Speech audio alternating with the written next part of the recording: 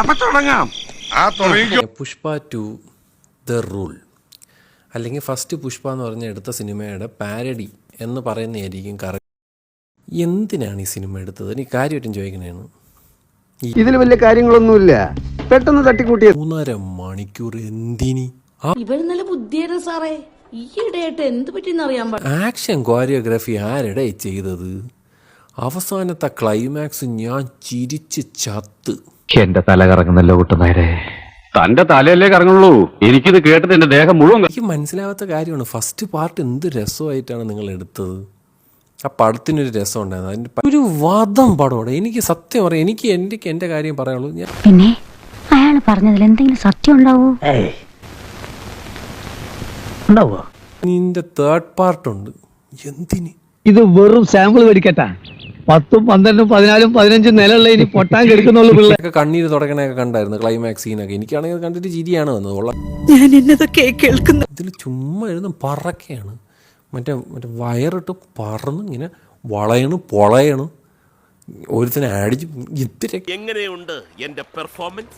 നീ ഇത്രല്ലേ കണ്ടുള്ളൂ, അങ്ങോട്ട് നോക്കിയേ. തമ്പിയോട് വളരെ പ്രധാനപ്പെട്ട ഒരു കാര്യം പറയാനുണ്ട്. അത് അറിയിക്കാണ്ട് ഒരു സ്വസ്ഥതയും കിട്ടണില്ല. അതാ തിടുക്കത്തിൽ പുറപ്പെട്ടത്. നമുക്ക് വടക്ക് ഭാഗത്ത് എവിടെയെങ്കിലും കൊണ്ട് തിരിക്കാം. അയ്യോ, ഉറക്കവും പോയി, സമയം പോയി, പൈസയും പോയി. മോശമായി, വളരെ മോശമായി. തുടങ്ങി ചന്ദ്രമഴയല്ല അവസാനിച്ചോലെ. ഇത് പുഷ്പനും പൊങ്ങത്തില്ല. ഉറക്കത്തിന്റെ തുമ്പി വരുമ്പോഴത്തേക്ക് അടുത്തൊരു എന്തൊക്കെ വിളിയും ബഹളും. ആ സാരി എടുത്തും കൊണ്ട് ഒരു ഫൈറ്റ് ഉണ്ട്. എന്റെ പൊന്നെ, ഒരു കാര്യം വിറ്റാണ് ആള്, ഭയങ്കര വിറ്റാണ്. ഇതൊന്നും അല്ല, ഇനിയിപ്പൊ കണ്ടോ ചിരിച്ചിരിച്ച് പുഷ്പ. സെക്കൻഡ് ഹാഫ് വരുമ്പോ കുടുംബങ്ങളൊക്കെ സീരിയൽ കൊണ്ട്. ഇനിയും കേൾക്കാനുള്ള മുസ്ലിം പോർ ഇദ്ദേഹത്തിന്. രശ്മിക്ക് നാഷണൽ അവാർഡ് ഉറപ്പാണ്. ഇത്രയും ചിരിപ്പിച്ച നാഷണൽ അവാർഡ് ഉറപ്പാണ്. കാണാൻ ഞാൻ തരാം, മാല പണയം വെച്ച് വേണമെങ്കിൽ 500 രൂപ തരാൻ നിനക്ക്. എന്നെ ഒരു തരത്തിലും ജീവിക്കാൻ സമ്മതിക്കില്ലല്ലേ. ഞാൻ ഉറങ്ങിപ്പോ, എനിക്കൊന്നും ഓർമ്മയില്ല. വല്ലാത്ത തലവേദന, ഞാനൊന്ന് കിടക്കട്ടെ.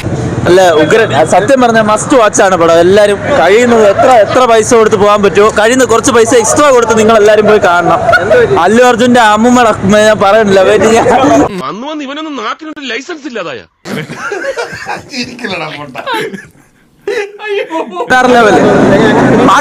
Pushpa fire super super super. കേൾക്കുന്നവര് വിശ്വസിക്കുമോ എന്നെങ്കിലും ഓർക്കണ്ടേ. പച്ച വരാവോ. ആദ്യമായിട്ട് നാഷണൽ അവാർഡ് പോയി. ഇത്തവണ രശ്മി നോക്കി, രശ്മിക വന്ന് വെറുപ്പിച്ചു വിട്ടിട്ടുണ്ട്. ഓക്കെ കുഴപ്പമൊന്നുമില്ല. വളരെ മോശം, വളരെ മോശമാണ്. സെക്കൻഡ് ഹാഫ് ഒക്കെ എന്തിനോ വേണ്ടി എടുപ്പിച്ചു വെച്ചിരിക്കുകയാണ്. എന്റെ ഗതിയോ ഇങ്ങനെയായി. ഇനിയിപ്പോ നിന്റെയൊക്കെ ഗതി എന്താവുന്നോ എങ്ങനെയാവുന്നോ ആർക്കറിയാം.